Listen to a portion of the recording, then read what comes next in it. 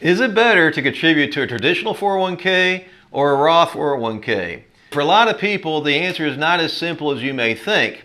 And there's also some new rule changes, some new tax law changes that are affecting this. For those people who have a higher income over $145,000, Uncle Sam is limiting what we can do with our 401ks. They won't let us put this catch-up contribution into a traditional 401k, so they're forcing us, if we want to do it, to put it into the Roth 401k. So we're going to be getting into some strategies as to how to maximally benefit from the Roth 401k versus the traditional 401k based upon income levels. But before we get into that, my name is Joe Franklin, and here at the Mustard Seed we like to put faith with finance. And today we're going to be getting into the senior deduction, why you want to be doing Roth 401k versus traditional 401k when it makes sense, and the new rule changes with regard to the catch-up contributions. So let's get right into that. Most people are going to want to be looking at Roths first of all. There's a good example here with the Smith family versus the Jones family that shows both of them saving, one into a traditional option versus a Roth option, and they're saving about the same amount. The Jones family is able to save more into the traditional option. They get this tax break on what they put in, whereas a Smith family can't put as much in, and by the time they get to age 65, the Smith family ends up with about 1.6 million versus the Jones family about 1.15 million. But the difference comes when they go to spend it. When the Smith family goes to spend it, they don't have to pay any taxes, but the Jones family has to pay taxes on everything that they pull out. And because they have to pay taxes, they have to take more out, and so they run out of money a lot faster. They end up running out of money in their 80s. Whereas a Smith family, they have money left over in their 80s. They're able to keep pulling out even past age 100 and leave a lot over to the kids. When we're looking at this, we always want to be saving into things like health savings accounts, if you have that available, because with the health savings accounts, everything that you put in comes off the top. You don't have to be taxed on any of this. It can grow tax-free, and it can come out tax-free if you're using it for health purposes. And just about everybody has health things that they have to pay for when they're retired. And so we want to be using that as much as possible. That's the first thing we want to utilize. That's the very best place to save off the top. And after that, we look at where we are as far as tax brackets to determine whether we want to put it in on the traditional side or the Roth side. When you do the figures, you may want to put some in the traditional side and some on the Roth side. Or if you're in a higher tax bracket, we may want to be looking at putting into a traditional option and then looking at maybe converting to Roths down the road. We aren't always going to be in that 30% tax bracket typically when we retire. A lot of times people who are working that are in this bracket end up moving down into the 20% or maybe even the 10 or 12 bracket. When we first retire, we're not taking Social Security quite yet, so we can look at converting when our tax bracket is lower, and our tax bracket may go up a little bit when we start taking Social Security.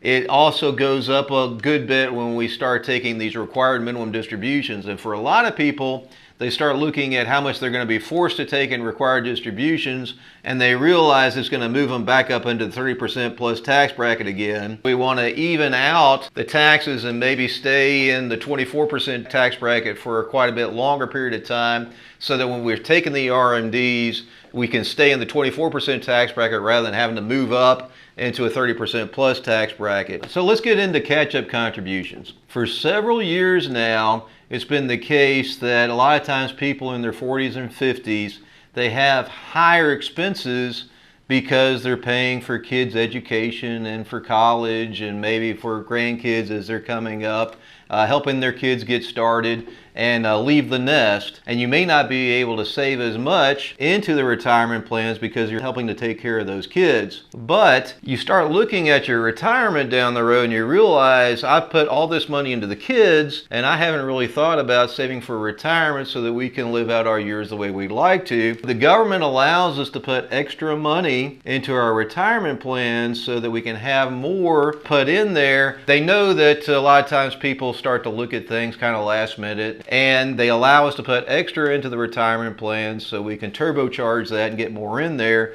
and that's what they call catch-up contributions. So in 2025, you can contribute $23,500 into your 401k, and you can do this on the traditional side or you can do this on the Roth side. And of course, we recommend the Roth side for a lot of people if you're in a lower tax bracket. If you're in a higher tax bracket, the numbers typically show that you want to put it in on the traditional side and save as much as you can on your taxes. The government knows this, so they are allowing the catch-up contributions for those people on the Roth side and the traditional side if you have a lower income, but they're cutting that off for those of us in the higher income bracket and making us put it into the Roth side because they want their taxes now. If you are age 50 or older, you can put $7,500 a year on the catch-ups.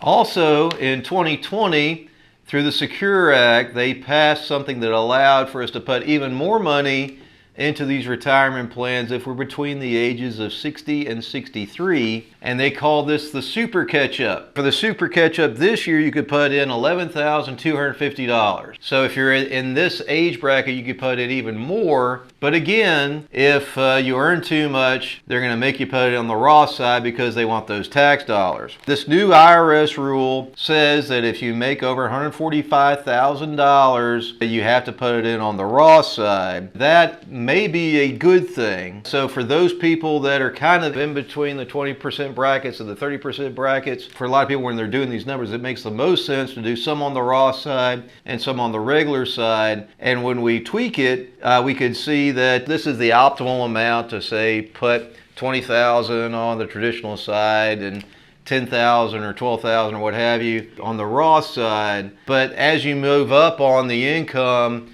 usually it makes more and more sense to do more on the traditional side.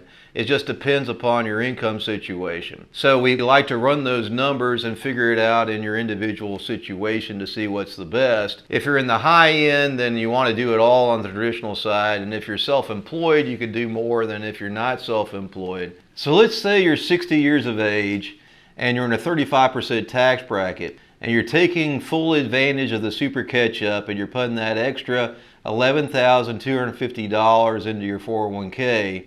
Because you're in a higher tax bracket and you're earning over $145,000, the government isn't going to allow you to put that in on the traditional side. You'll have to put it on the Roth side. So that's an extra $4,000 you're going to have to pay in taxes on putting it into the Roth side versus the traditional side. But it kind of gets a little messier when we look at this. Not all custodians allow for Roth contributions. So if you have a catch-up that you're putting in on the traditional side and your 401k doesn't allow you to put it on the Roth side, you're kind of in a catch-22. You're just not going to be able to do the catch-up contributions at all. But most custodians do allow for this. With Fidelity, 90% of the plans now offer a Roth 401k, and it was only 75% 2 years ago. Almost all the custodians allow for it, but you've got to actually look at the plan document also, so you got to go to your employer to see if they allow for the Roth contributions. Of course, if they don't, if you're one of the 5% with Fidelity that doesn't allow for the Roth contributions, you're kind of stuck just putting in on the traditional side for the little bit and then not being able to put any more in. So that's no good. Hopefully your employer will get on the ball. With Vanguard, 88% of their retirement plans now allow for contributions on the Roth side. So there's some interesting quirks with this $145,000 income threshold. They base this $145,000 income based on last year's earnings. And this is also indexed for inflation, so $145,000 in 2025 income may be closer to $150,000 in 2026 income. So it may be the next year it's going to be more like $150,000 that they're going to be using to limit whether we can put extra into the Roth side versus the traditional side. And of course, they're going to keep us from putting it on the traditional side if your income's too high. But another quirk is that if you have two employers, this applies to each employer separately. So if you made $140,000 at one employer during part of the year and then you switched employers during the other part of the year and you made another $140,000, you still get to put in the max in with the catch-up contributions. The other quirk is that new employees, they get a free pass that first year because they're looking at the last year's earnings. New employees, if you worked at this previous employer last year and you made less than $145,000 or maybe $150,000 with the inflation adjustment, they're just looking at last year, so it doesn't matter what you make this year. You can still put in the max in on the traditional side with the catch-up contributions if you didn't make as much last year. The other quirk, the third quirk, is that high-earning people, if they're self-employed, none of this matters. So if you get a 1099, you can put as much as you want to into your 401k and also get the catch-up contributions. For a lot of people, if they're self-employed, they'll put in as much as they can for themselves. If they're a higher income person, they're going to put it all in on the traditional side. And then they're going to turn around and they're going to pay their spouse so they can put in the max amount in the 401k for their spouse also. And then they might tack on a profit sharing plan on top of that and put as much as they can into the profit sharing. And then they might tack on a cash balance plan on top of that and put a good chunk into the cash balance plan. So all that can go in and not be taxed. You're reducing your taxable income. You don't have to pay as much taxes when you do that, and then you retire, and most of your income's coming from the investments outside of the retirement, and then you start converting as aggressively as you can so that you aren't taxed as much when you get to these RMD phases when things tend to pop up quite a bit. So that's the way you can do it as a self-employed person, which is great. We love working with self-employed people and people who own businesses to help them save taxes. So that's awesome. So what is our action plan? Whenever we learn something, it's good to put together an action plan. Even if your 401k offers the Roth option, a lot of people don't use it. We talk to a lot of people and it makes better sense for them to be contributing into the Roth side of the retirement plan.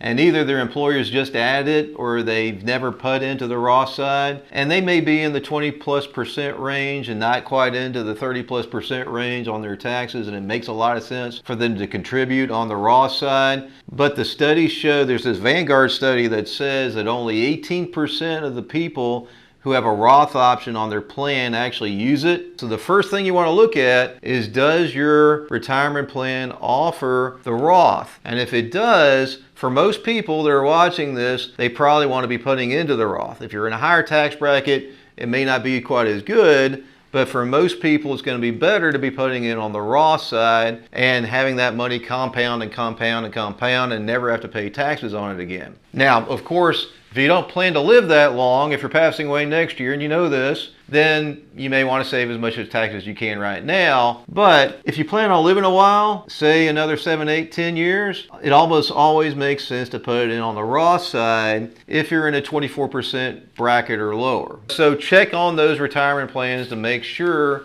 that you have that option. You also want to check and see if you have a health savings account. So if you have a higher deductible, you will typically have a health savings account. And we recommend people contribute to the health savings account even before they contribute on the Roth side in their 401k plan. Because with the health savings account, not only does that grow tax deferred and come out tax free, but you don't have to pay any taxes on what you put in. So on the Roth side of your 401k, you still have to pay taxes on what you put in, but on the health savings account, you never pay taxes on it, so it's the single best place to put money, and a lot of people don't do it because they just don't know any better. So make sure you take advantage of that health savings account. And the other thing, especially if you're around the 30% bracket or you're kind of on the cusp, you definitely want to run your numbers to see what's going to be best for you. It may be that it's better for you to put on the Roth side or put on the traditional 401k side. For a lot of people, you may want to put part on the traditional 401k side and put on the Roth side, and consider all the variables that you have. If you're about to retire, then you can be looking at converting pretty soon and getting that converted over to Roth when you have a lower tax bracket. And so we like to convert to Roth when our tax brackets come down and also when the stock market comes down. You may be considering putting in and getting the tax deduction now and say, well, I want to save taxes on this higher amount, and then it drops a lot and you're able to convert so that the growth, when it comes right back up, you're able to get that growth back tax-free. This traditional 401k, if we put into that, it may actually enable us to get down below the $150,000 mark if we're over 65, and we can also take advantage of the senior deduction for the next few years. The other thing to look at when you're saving in your 401k and considering converting down the road is you got to make sure it's going to be worthwhile to be converting down the road. So you may have a little extra left over after you put it into your 401k, and you have that stashed away in an area where you can draw that and not have to pay taxes on it when it comes out at your marginal tax rate or your earned income tax rate. So you're paying taxes on this extra money at the dividend tax rate typically, and you have to pay taxes on the capital gains, but that's the money that you use to pay taxes on the conversion. Now, if you aren't able to save there and be able to pay taxes on the conversions when you're converting it later,